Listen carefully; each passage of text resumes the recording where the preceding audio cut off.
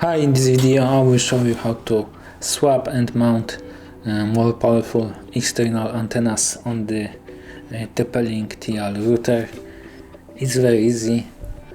When you have the router, you need to turn it upside down and just unscrew the factory antennas.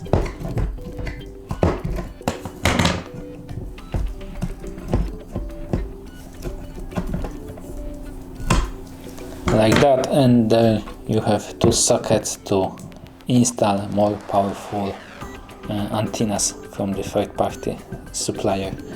Thank you for watching. If you like this video, subscribe to our channel and give us a like.